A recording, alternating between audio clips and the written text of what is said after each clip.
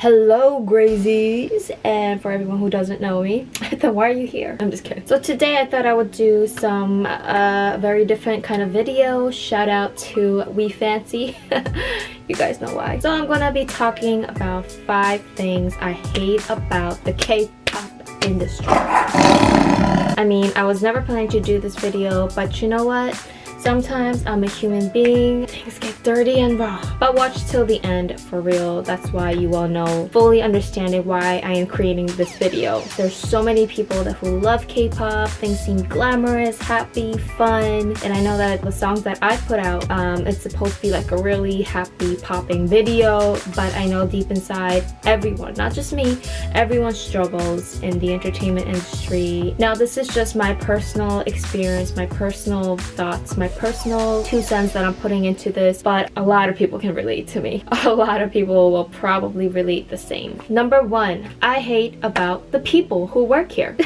Just the mental breakdown that you go through. Trust me, any field of work is the same, but especially in the entertainment industry, it's really bad. It's all about bullshit confidence, all about cockiness. You guys probably know I talk about it a little bit, that I used to be in a girl group training like back a couple years ago, not that long ago either. And I remember there was this one time I thought I was like really strong in the mental field, but there was this one time this person who worked at the company, I think once a month or twice a month, that we would do these tests and we would have to sing. I do blame a little bit of myself as an artist because I wasn't strong enough talent wise, and I do understand the frustration that someone who is investing in you would have if your talent doesn't meet up to the standard. So I completely understand. At the same time, if you're not a good mentor, you're not a good mentor.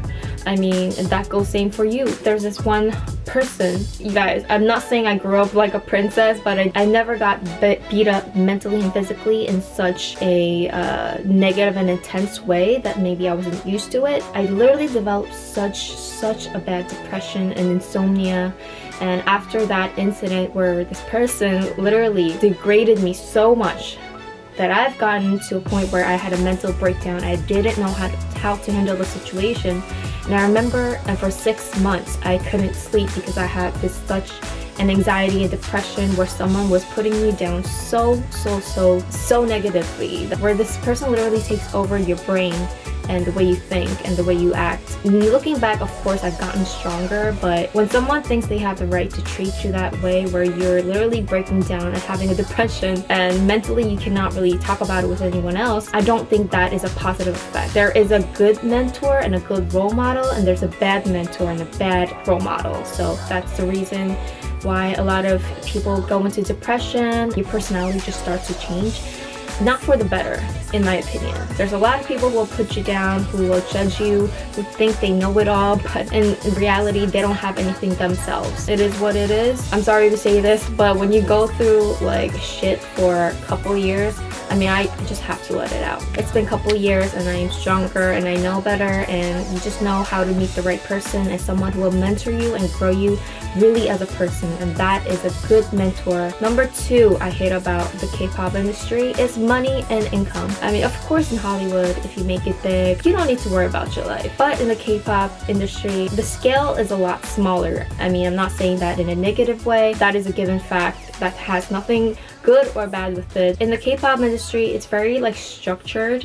You're basically put in this little, schedule and structured form where you can't really have too much freedom. So how are you going to make income when you are a trainee? You basically rely on your parents, and maybe sometimes if you're lucky, they do allow you to have a part-time job. That is to a certain extent. Now, after you debuted and things like that, how are you going to make income? You really can't make an income unless you are kind of free to do whatever you want, or you make it pretty big, but even people who make it pretty big, I know a lot of people who don't make too much income at all. They have a hit song and they still don't make income, so they do a lot of things on the side job, and I see those people who keep on going. I know a lot of friends who keep on going for years and years, and I just applaud them. It's so hard to live without a steady income, and I 100% relate to that. You kind of live with this hope and dream that one day you will make it big. There are a lot of times when a lot of artists think that, 9 to 5 job,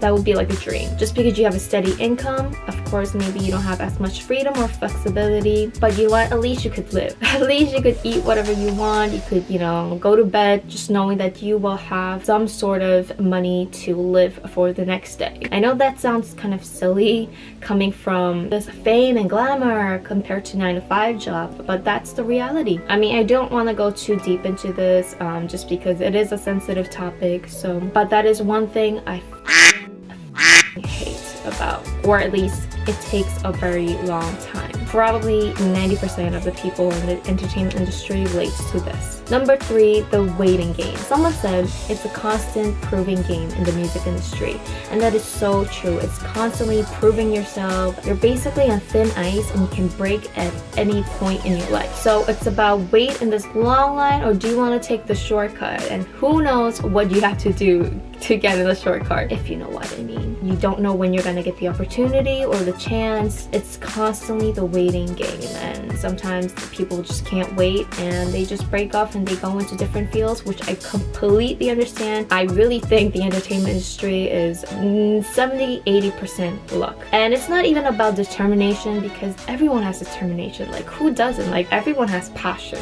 Come on, I don't want to be in this waiting game. I really don't, but that is one card that comes with you deciding to be in an entertainment industry, so you get what you ask for. Number 4, the expiration date. I know you're thinking like, expiration date? What are you talking about? I don't know, maybe this could be just, you know, people who are old-fashioned, who like to talk about, you know, girls have expiration dates or idols, which is true and kind of offending at the same time. In the entertainment industry, you know, people like young, new, fresh faces. I mean, by the time you're 30 and you've been trying and now you're too old, but at the same time you're thinking, oh my god, I've been trying my whole life and now you're telling me I'm old? Like, what the fuck? You're at this like awkward age where you're not too old, at the same time you're not too young. Just because there's just a lot of more young people and you're not that fresh face anymore. Kind of like in the other jobs and fields, you basically start off, and as you get older you get more experience and you're able to kind of gain that reputation and trust. While in the entertainment industry, everyone likes the young, fresh, hip kind of thing. I mean, who doesn't? You know, that's what entertainment industry is all about. It's about selling. Number 5 is music itself. I just sometimes hate music itself. I started this because I wanted to sing. I wanted to make music. I wanted to just put out all the music that's in my head every single time, anytime that I want. But sometimes you just see people who succeed and who just have really great music, and you just kind of compare the fame level, the money level, and you just kind of go into this deep weird moment where you just kind of feel lost all the time. And that's the point when I hate music. And you think the music is the only thing that you will be free enough to do all the time, anytime you want, but it's kind of the opposite. The thing that I want is the only thing that I just don't have power and freedom over. And sometimes I just get sick of it. I really do. Music is one thing that makes you really happy, but it just makes you depressed at the same time. I think it really depends on where you are in career-wise, and it's like, I'm making this deep, good music, I feel like, but then there's these people you see kind of making it, oh my god, they probably like copied up this song, they just made it really cheap, and it's like, why do they get to make it? And the music that I make, I put so much heart and quality and love into it, that, and I get to never let people hear it. And that's one thing that I, as an artist, you just cannot stand. It's a little bit like condescending, but that's the hardcore truth. So yeah, these are the 5 things I hate about the music industry. Now I'm gonna talk about 5 things that I love about the K-pop industry. I told you it was coming. You can't have just hate. You need to have love as well. So I'm gonna talk about the things that I do love. Do you guys like my outfit today? I hope I don't get like trouble for making this video.